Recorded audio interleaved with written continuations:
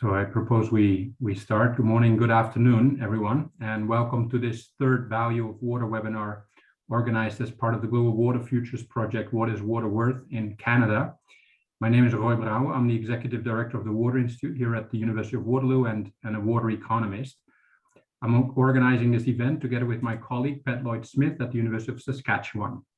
I want to start by acknowledging that we're participating today from traditional territories of the First People.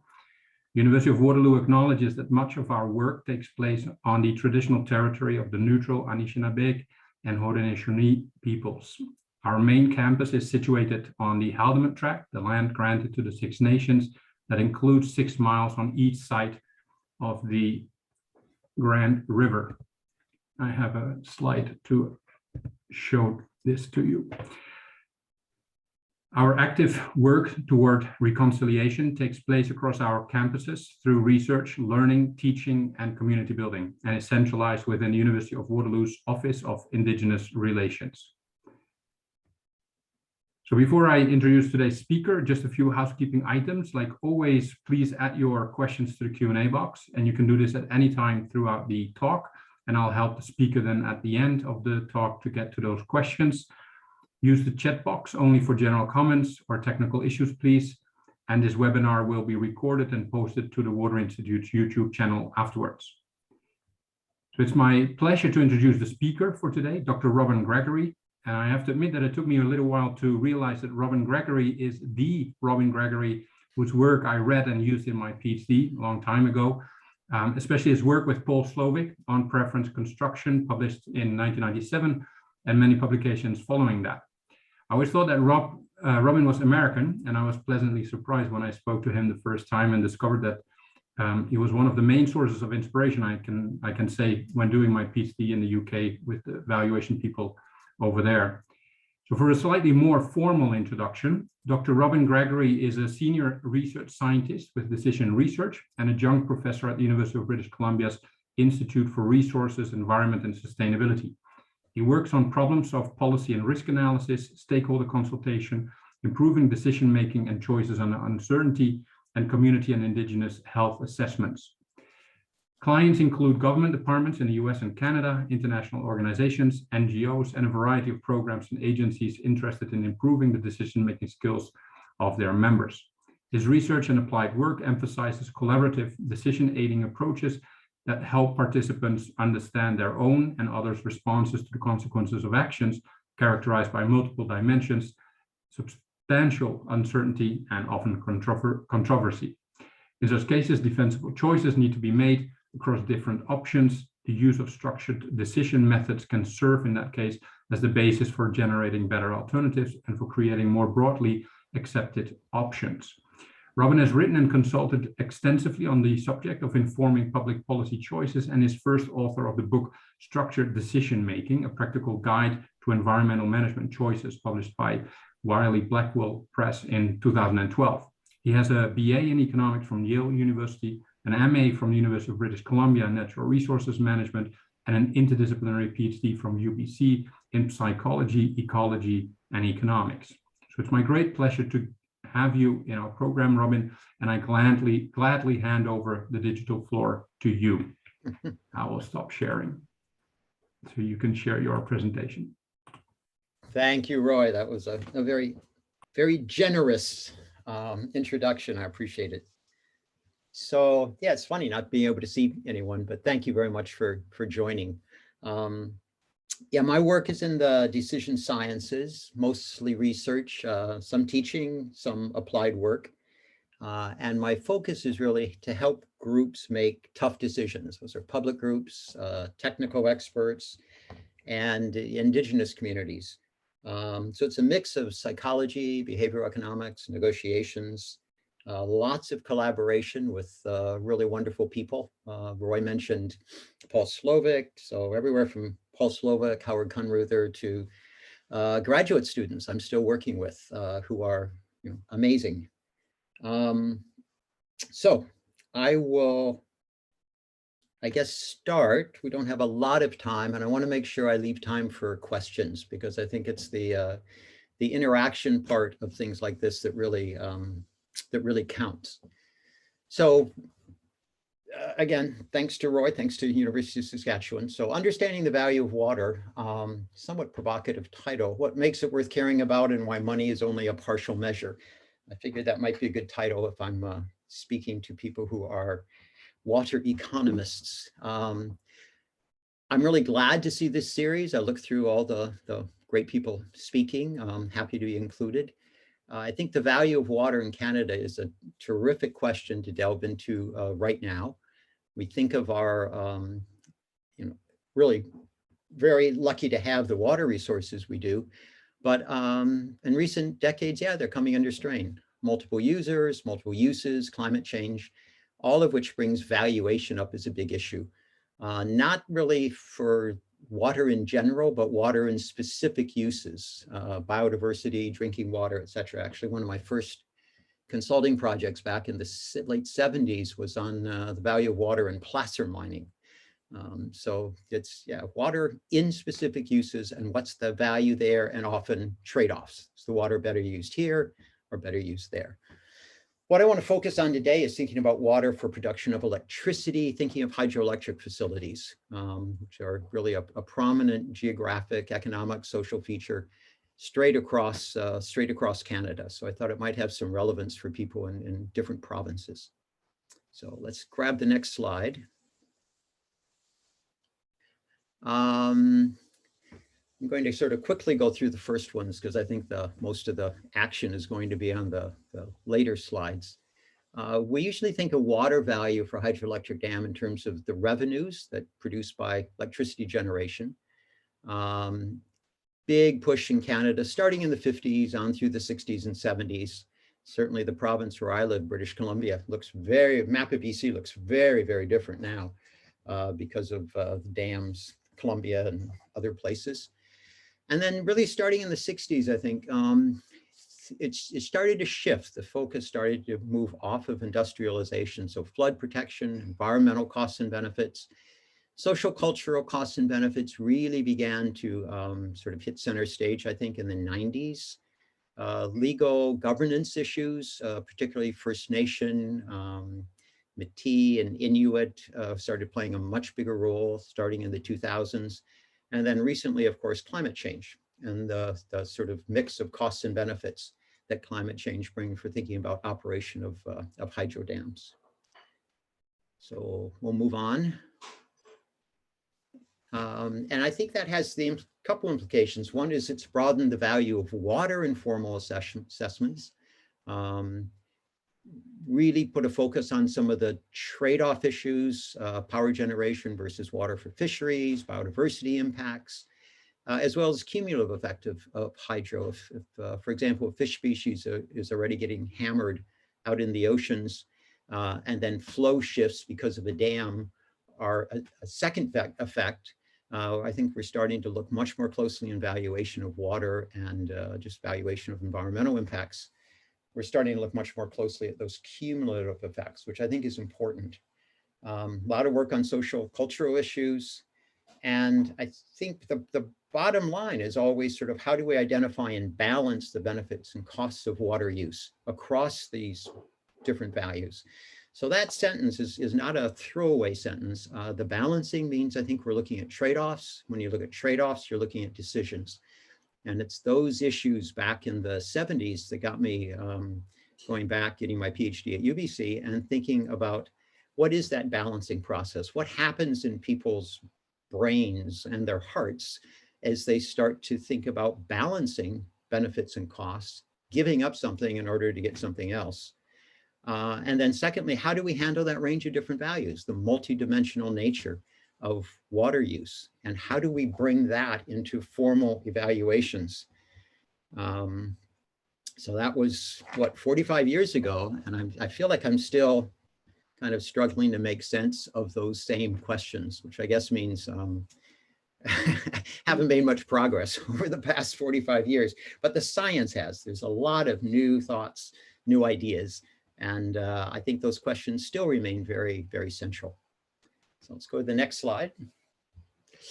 And I think the response from the analytic community has been great.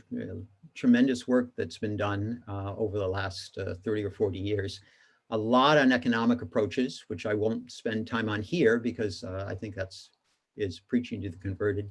Ecosystem valuation approaches connected with people like Costanza. I'm not a huge fan of those. We can talk about why later on. And what I've really done a lot of my work in is multi-attribute approaches. So attribute basically getting at the multiple dimensions of value. So Howard Rafa, Ralph Keeney, Detlef von Winterfeld, many others, starting in the 70s, really brought this field of multi-attribute theory and applied it through decision analysis to problems. And it often involves first disaggregating what matters, spending a lot of time to see what actually could be changed by an initiative. So getting back to water being used in this way rather than that way. What objectives, what values, what concerns might be affected. And then combining that with more recent work in behavioral decision sciences, what's a logical way to make those valuation decisions? And I think that is where I think a lot more progress still needs to be made. So we'll move to the next slide. And part of it is, I think, a bit of a lack of attention, but really it's just when you bring in the behavioral side, how people's brains work, how people actually make decisions. It's a lot of challenging questions. So because value is dimensional, it's very hard for people to adequately characterize their values. And even working, say, with professional managers, this work by Bong, Carlson, and Keeney that I've cited, I'm trying to suggest how much I've borrowed from others in my own work. When you ask people to state their values in a sort of survey format, limited time, people state only about 50%, professional managers in business, for example, 50% of the values that after you give them time to deliberate, they say are important. So it's a hard thing. People often say, well, let's skip that first step. Let's skip the step of clarifying our values, identifying our values, spending time thinking about that. And I think the sad truth through behavioral decision research is that people often don't know what's really important to them about whatever, value of water, holidays, buying a house, whatever it is, getting a pet. It's something that I think we overestimate how well we can do that. And then of course, for analysis, you need precise definitions. So words like security, safety, those kinds of words that we use all the time, what do they really mean? If they mean different things to different people, then those definitions need to be clarified. Second point here gets to the constructed preference work that Roy mentioned. People like Paul Slovic, Sarah Lichtenstein, where because people stumble when they think about what their values are, it's important to set up a defensible process for eliciting those values. People will look to cues. People, because it's a difficult task, look outside for guidance. And so I think that value elicitation is much more like a building process than a simple excavation. You can't just sort of ask people questions and they will tell you quickly their values. I think it's much more complicated than that. And if you shortchange that process, I don't think that the values that you get are an accurate expression of what people really feel. So, and adding this third point, it's difficult for people to compare options across unlike values. So the graphs we all saw in microeconomics about guns versus butter really make no sense to me back in the 70s, and I think still don't make sense. Such different attributes, such different qualities associated with guns and butter. It's not a simple trade-off to think about that, and it might actually not make much sense. So with those as sort of general comments, I want to talk about two examples, both hydro dams, both in indigenous communities, and both where a free-flowing river was stopped because of a hydro dam. And the purpose for the hydro dams, these were built 5 or 6 decades ago, was because of electricity production. Since then, there's been a lot greater recognition, as we've already talked about, of the multi-dimensional values that have been gained or have been lost as a result of those hydro dams. So one example is from British Columbia, looking forward, a process headed by BC Hydro here, several indigenous nations of restoring flows to a river, and how do we address the trade-offs that were involved in that. And then the second case from Northern Canada, really thinking about compensation for loss of access to a river. So in both cases, we're talking about the value of water, one, the value of water going forward, and one, the value of water for things that, that have been blocked. And I want to just note several, in terms of this general question, how do we bring social, cultural impacts more into the formal analysis picture? Several Shirk Awards to UBC that have helped this process, and I've worked with a number of different colleagues there. US National Science Foundation Awards to this group decision research, and then additional funding from both tribes in the US and First Nations on the compensation side. So, okay, we'll move to these two examples. After I make one more sort of general point. No, let's move to the next slide. Sorry, my unclear instructions. Just to emphasize that I think one of the key findings, and those of you who know Daniel Kahneman's book, Thinking Fast and Slow, this is what makes that click. See, there should be some other parts of this slide, Roy, that, or Julie, have yet to appear. Here we go. Yeah, we can just fill this in.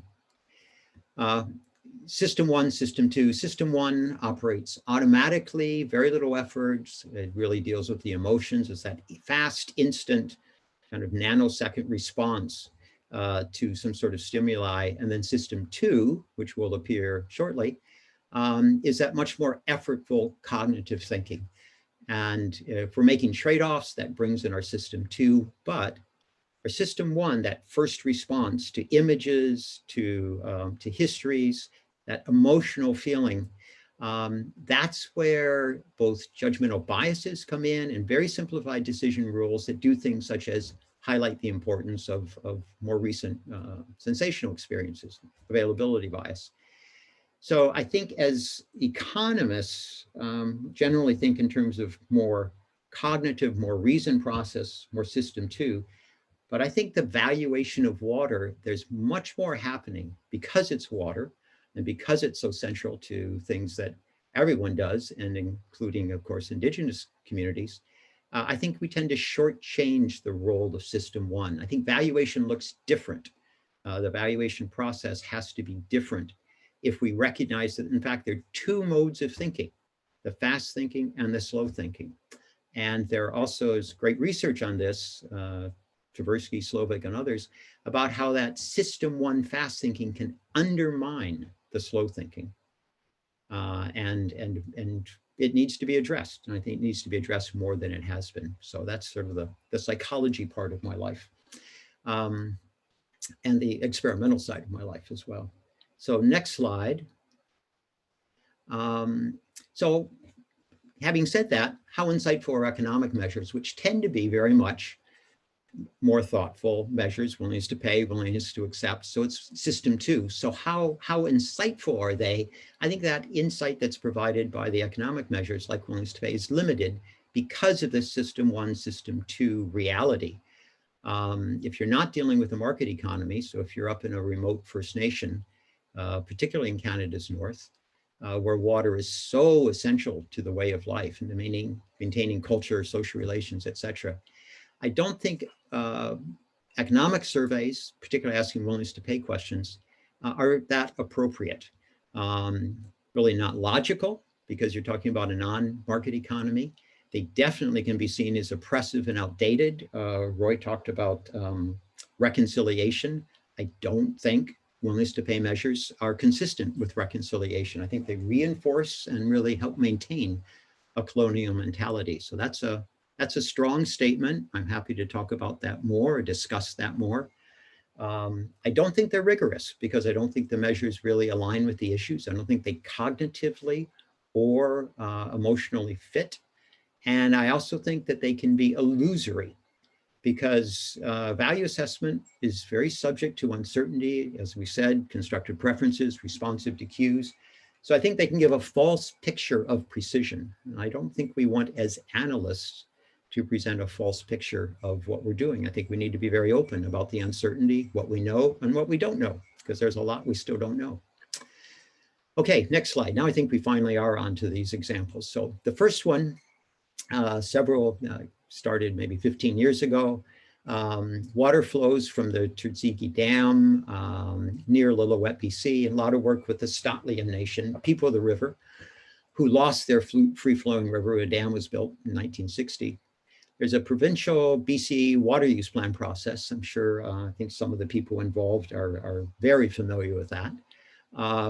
Started in the mid-90s to really look at multiple uses of water, look at electricity generation from hydro dams in the context of fisheries, biodiversity, First Nations culture, First Nations stewardship. And really asking, are there better ways to make the trade-offs across the different values associated with water flows? And particularly the social culture and other environmental and biodiversity.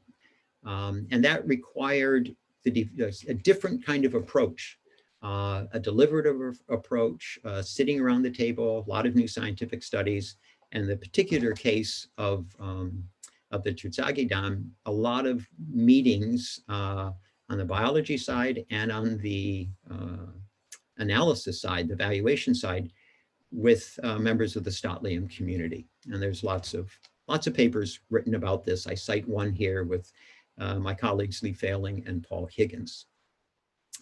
Okay, next slide.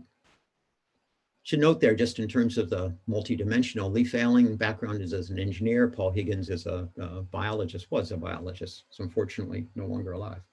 So a lot of multidisciplinary work that I've done.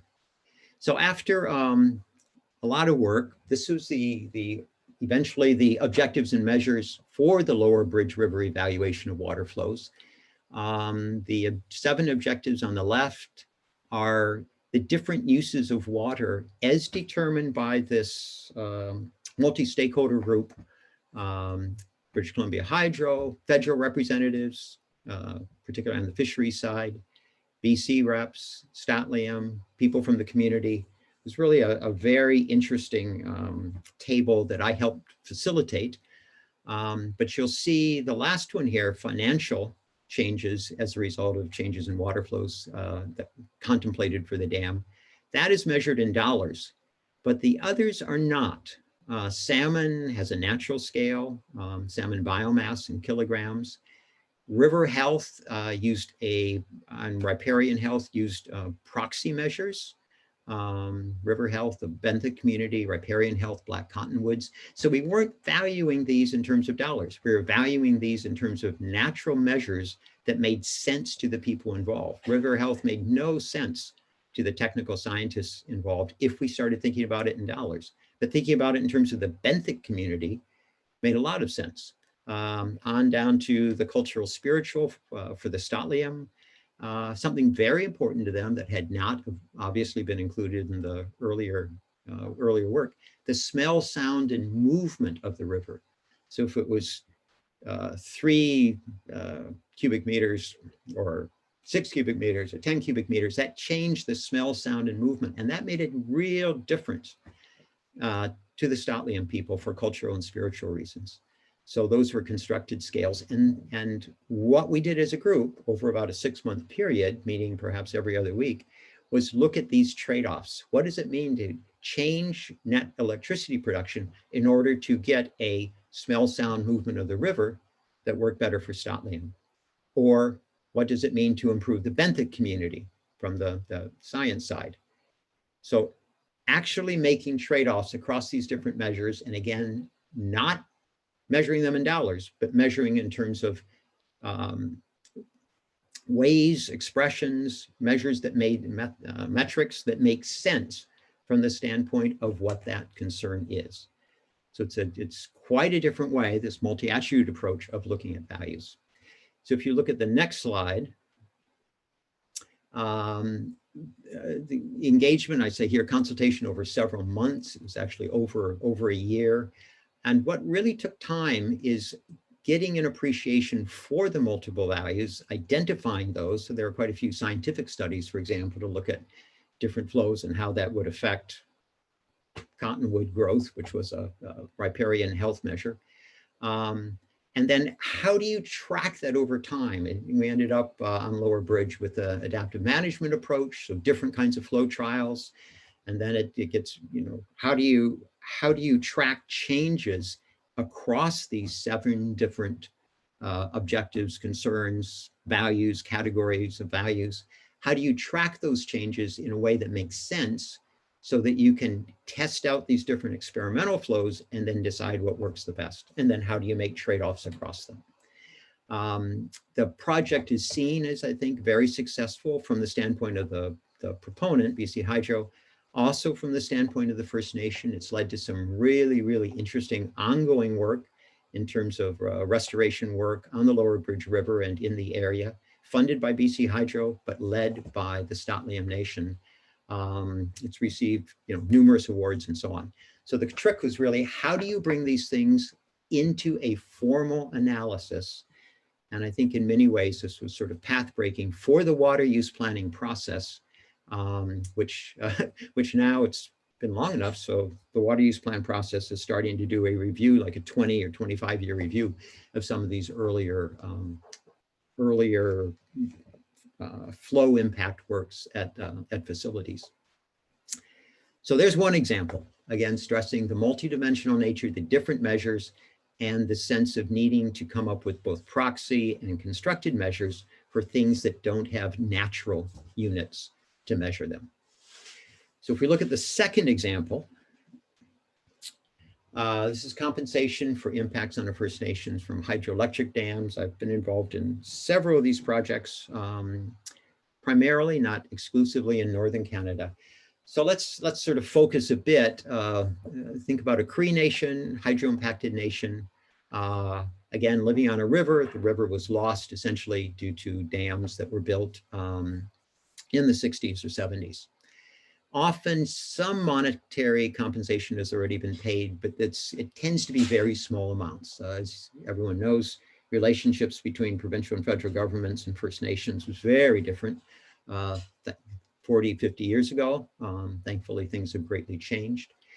But when we start thinking about what are the values on the table for compensation, it's things like flooding of hunting and fishing grounds, inundation of those grounds, loss of fresh water for the community. But then we started also to think of, and this through conversations with people in the community, livelihoods destroyed, large numbers of outsiders entering the community, ancestral burial sites. Because of the people coming in, schools changed, education changed, language use was forbidden, houses had to be removed because of the reservoir.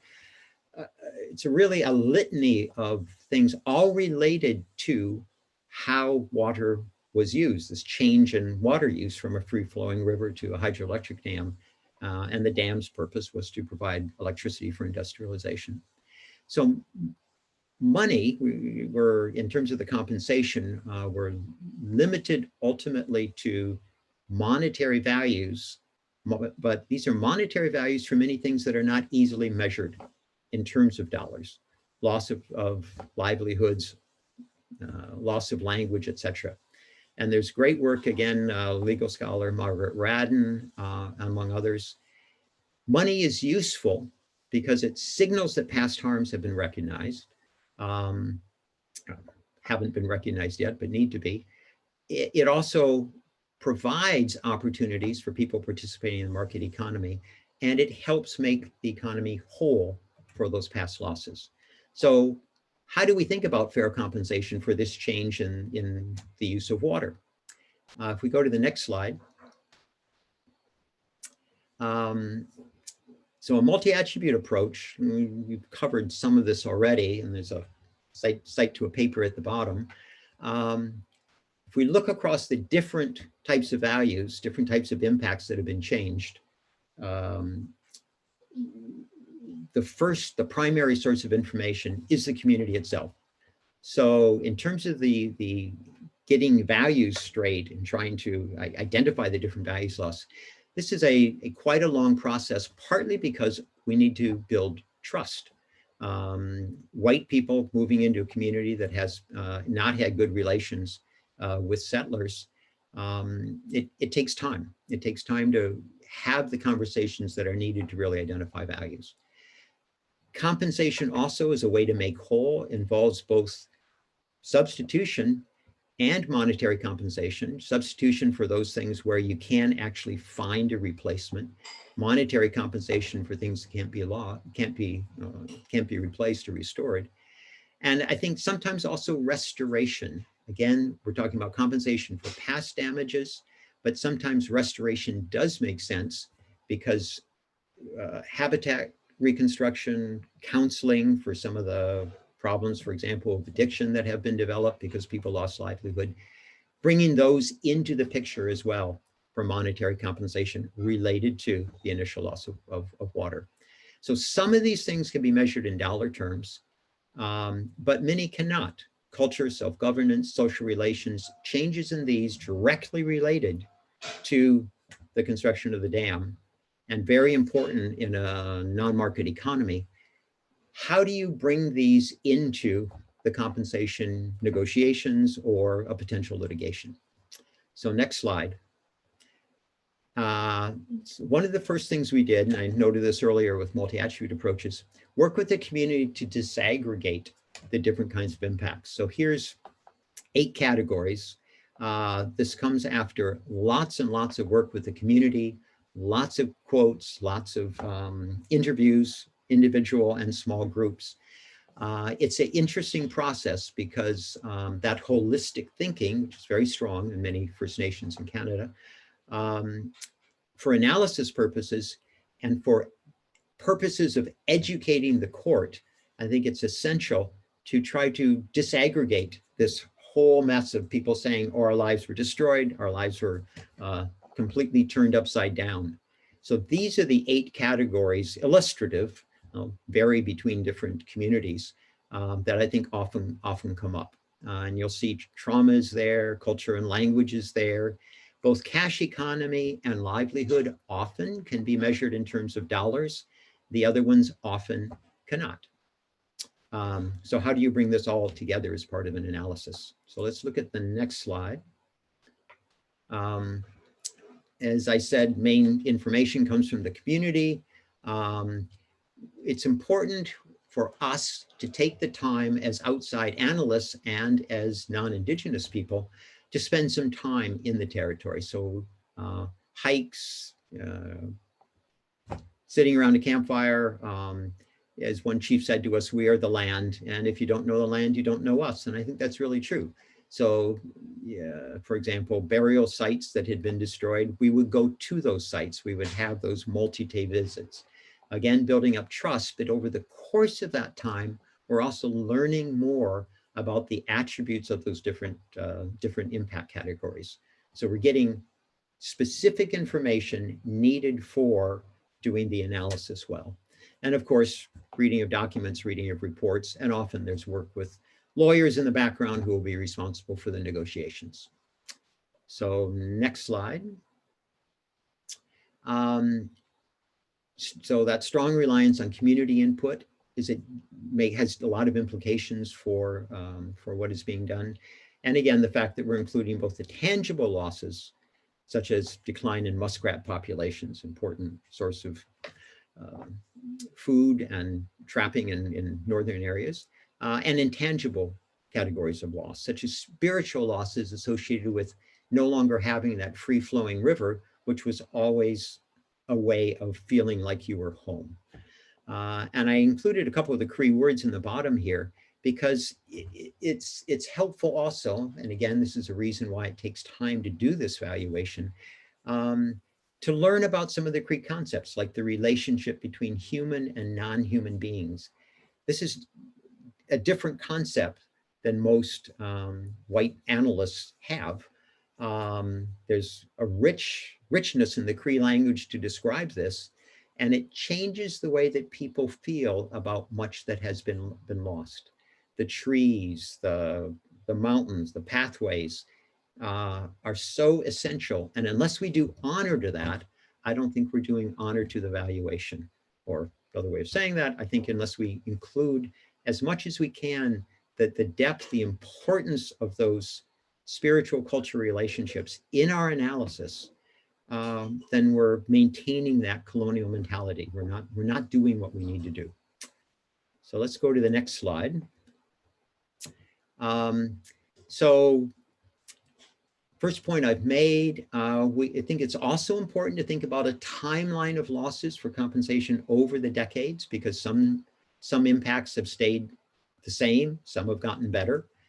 And very important to keep coming back to what proportion of the change would have happened anyway, because of just social developments, go into some of these remote First Nation communities, computers, iPhones, it's a different world than it was 50 years ago. So how much of the change was caused by the event in question, construction of a hydro dam, and how much has been changed by other things? That's a judgment that needs to be made, and how that judgment is made affects the ultimate calculation of compensation, which means there's uncertainty, which means we should present a range of values and confidence, getting back to that illusory precision. It's important to say we don't really know. The value is somewhere within this range. We can suggest a best guess there or a best estimate, but it could be lower, it could be higher, depending on how the courts, the governments want to sit in terms of some of these judgments that we've made, even things like the population of some of these communities in the 70s and 80s.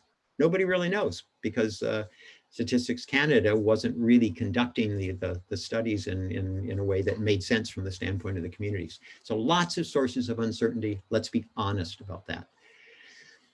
Ultimately, calculate the value by measuring the categories that can be measured in dollars, such as cash economy and livelihood. Calculate net present value, perhaps livelihood using consumer price index because of the replacement of goods through groceries. For the economy, for money that could have been earned but hasn't been earned, but has not been able to be earned because the dam was built. Maybe the band trust rate is a better sense, because that's money that would have been invested. Again, it's a judgment. And then use a linear value model, probably familiar to people. Important weights are a multiplier, and some, I think, linear value model, one could argue that maybe there's other models that are better, but I think it's a good approximation to try to sum across the different categories and assign weights to them. So if you look at the next slide, this is a different example, the one that we wrote up in the Ecology and Society paper. Here, there were 5 different categories of impact, one of which was measured in values, but you'll see each of the 5 has a contribution to the overall loss. How important is each of these types of impacts? Loss of health and well-being, loss of connection to society, loss of knowledge, cultural practices, household livelihood. One measured in dollars, household livelihood, the others measured not in dollars. And so directly ask, in terms of the community, and we're asking here a small group, chief and council. People use different weights. Often they use markers. They could use Post-its. Get individuals to do the weighting or the importance weighting across categories. They do that on their own first. Then there's a discussion. Stronger if we can reach group consensus, which we did in this case. And so that then goes forward in terms of the actual calculation of compensation for the values that have been changed, the compensation for the values that have been lost. So going to the next slide, the last slide, I think we're more or less on time. This more multidimensional, more deliberative type of study obviously takes a lot of time, tends to not take additional funds, which is interesting. But I think it has some really significant fundamental implications.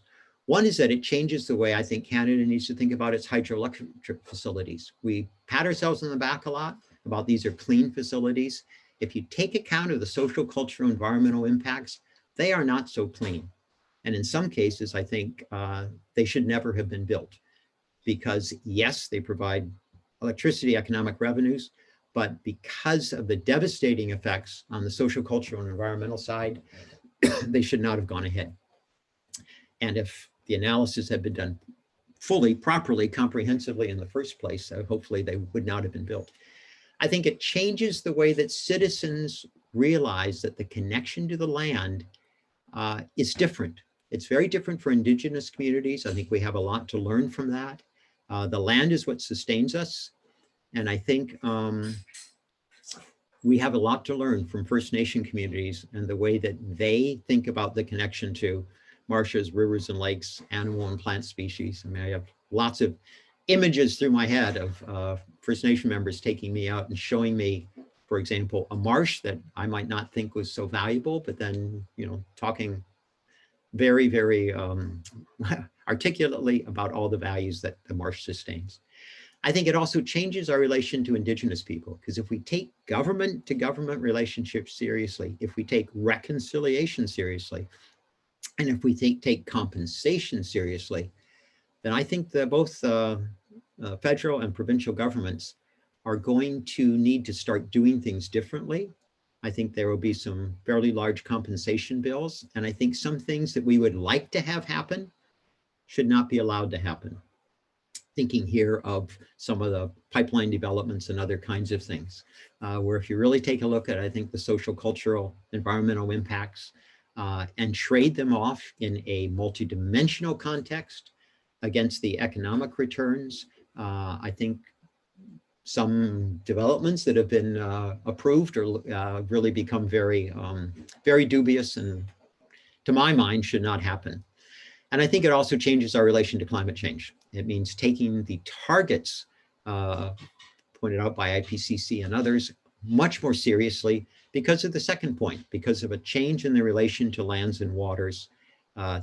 Think less strongly about short-term economic returns, think much more, put much more weight than we do now on the long-term sustaining qualities of our environment.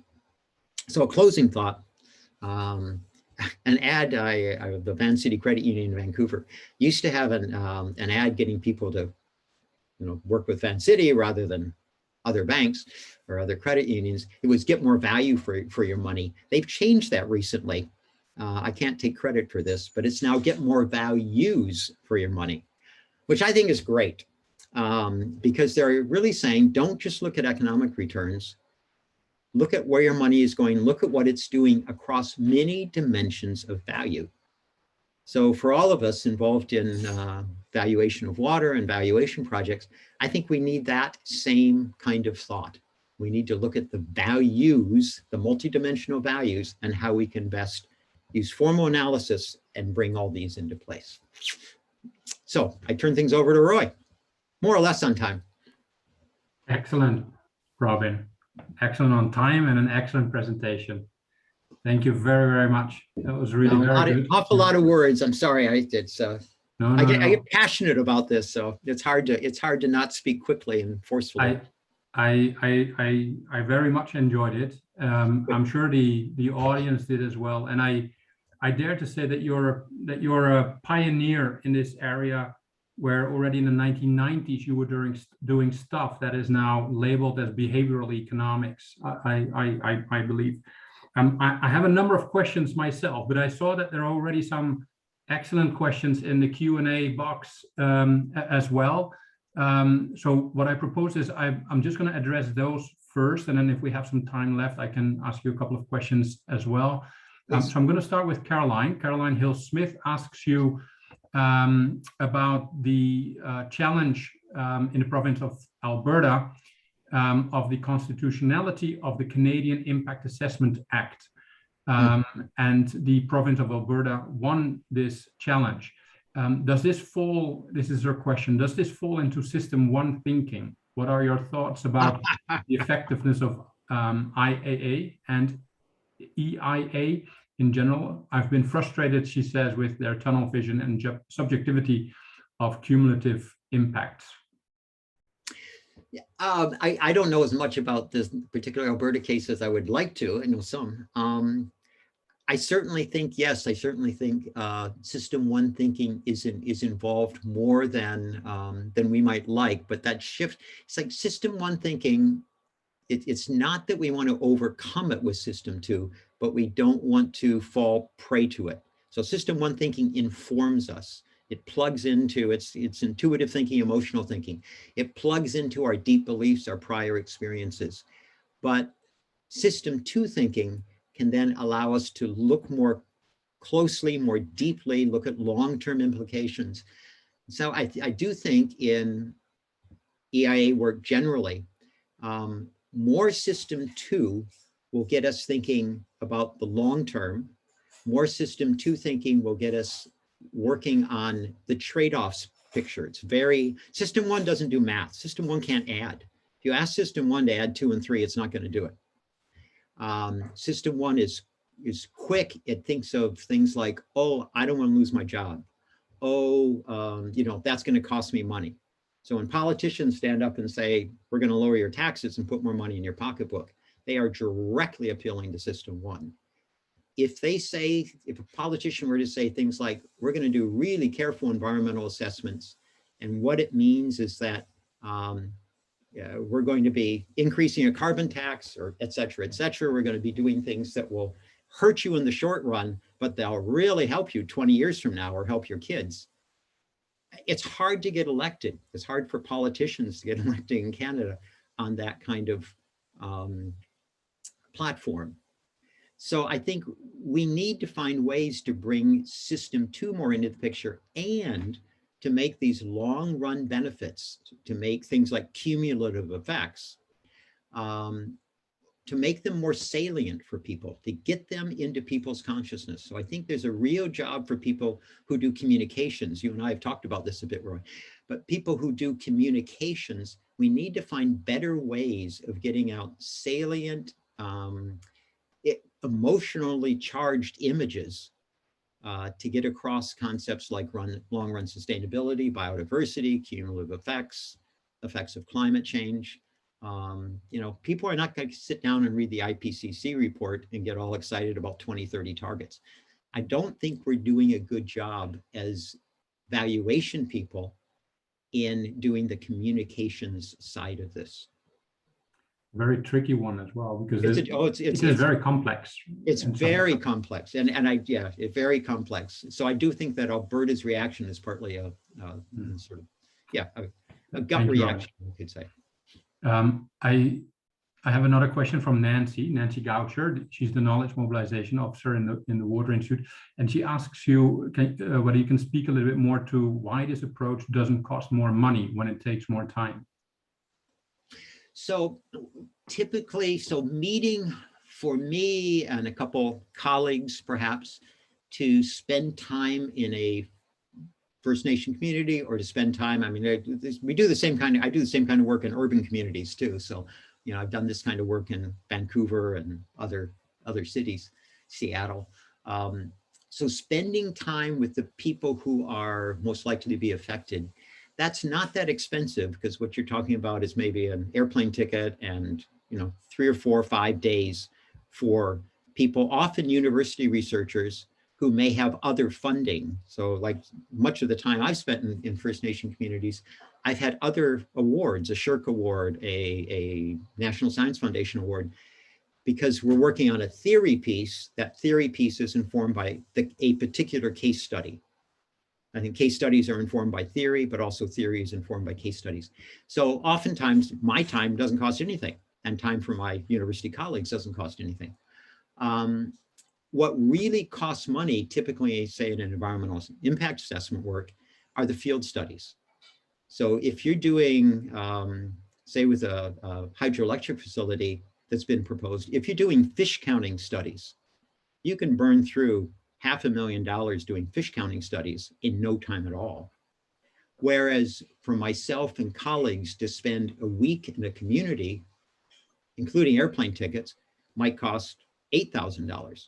So it's really a very, very different, you know, a very different scale. So what costs money are, the field studies, biologists, ecologists, and then to the extent you can enter for the compensation work, if you can have negotiations and spare yourself some of the legal fees, again, lawyers make a lot more money than water valuation researchers.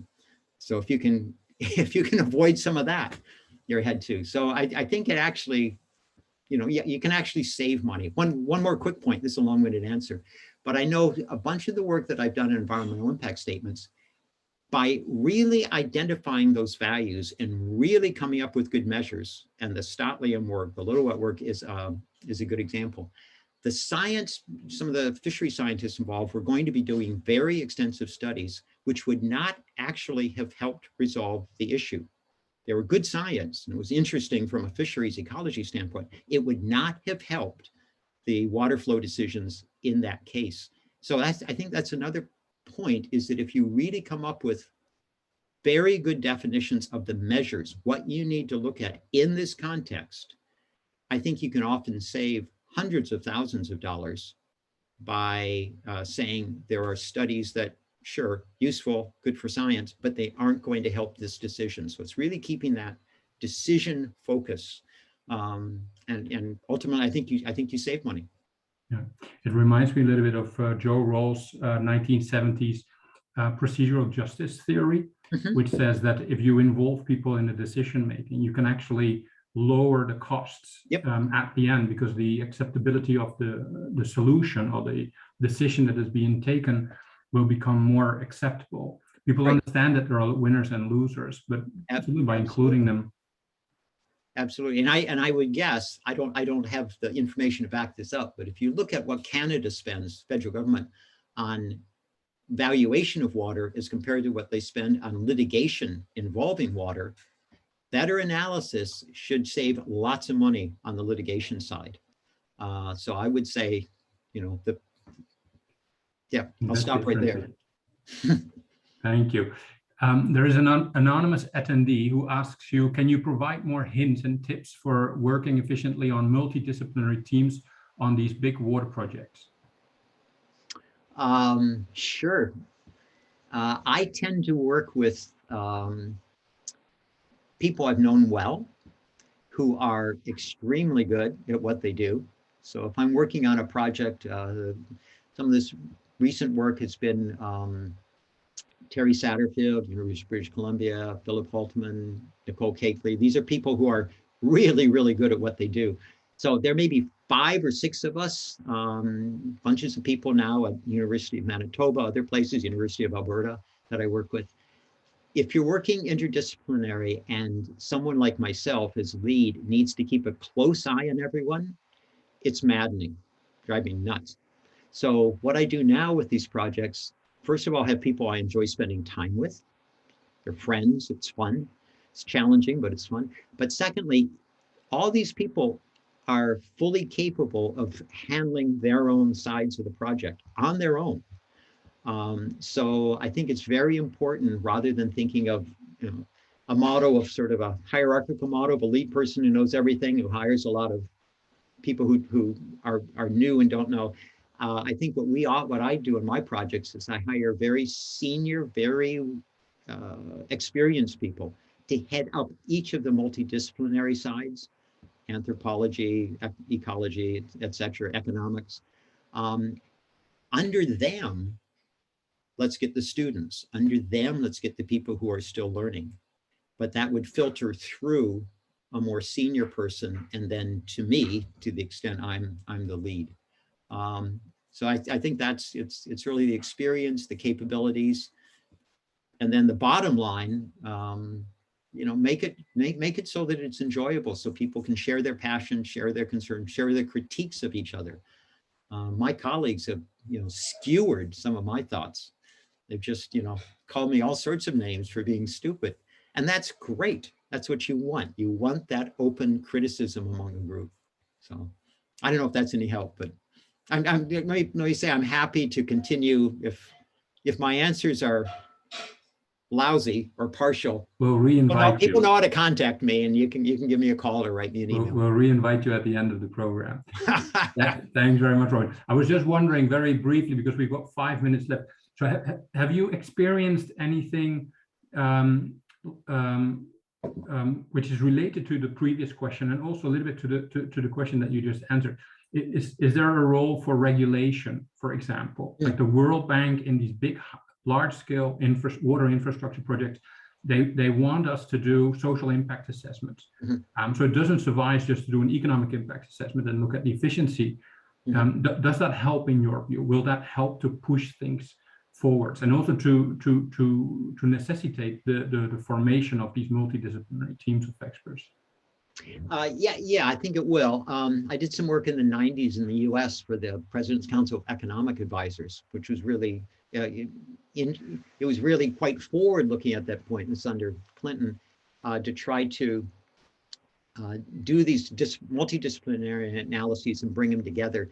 But I think that's a really key point, is that in Canada, there is a history, for example, of doing very good community-based work, doing very good environmental work, doing very good environmental work, but we've lacked, I think, attention to these formal mechanisms to pull all these together. So as a decision maker, I think the decision maker often ends up not knowing how to put this information together. Many of our decision makers are not great at making decisions. They haven't been trained at making decisions. So if you put 6 reports on the desk of a decision maker, one talking about environmental effects, one economic, one social, one cultural, typically, I don't think they know what to do with that. And it's not a critique. They've had no training. They have no reason why they would know. So I think someone who can think across the multiple dimensions, can do some of this trade-offs work, can work with the behavioral side, the system 1, system 2, needs to essentially translate for them as to what a good decision might be. And again, just thinking a good decision, what about the short term? What about the long term? All these different things. There's so much to think about. So I think we need to package the analyses differently. We need to put them together. We need to help decision makers much more than we do now, because the decision makers need to integrate this information when they make decisions. I think we need to take more of that on ourselves. We need to do a better job our own selves in presenting that information to decision makers. So yes, I think regulations can help, but I think we need to avoid those silos. Mm-hmm. Good. I would love to continue the conversation with you also about system 1 and system 2 and ecosystem services, which you don't like very much, I heard you say. But we've got 2 minutes left. So I have to wrap it up, unfortunately. Robin, it was a great pleasure to have you with us. Thank you so much for your time, getting up a little bit early on your side in British Columbia. Thank you very much for contributing to the webinar series. We really loved having you here with us. My pleasure. I want to thank the audience for participating today, and I'm happy to invite you to the next webinar, which will be on Wednesday, June 15. We'll stay in British Columbia, actually. We'll have the Chief Environmental Economist and Unit Head of the British Columbia Ministry of Environment and Climate Change Strategies, Marianne Weber, talk about water ecosystem services valuation. I wish you all a very good afternoon, the rest of the day. Thank you once again very much for participating, and looking forward to see you again in a month's time. Thank you all. Thank you, Robin. Thank you very much. My pleasure.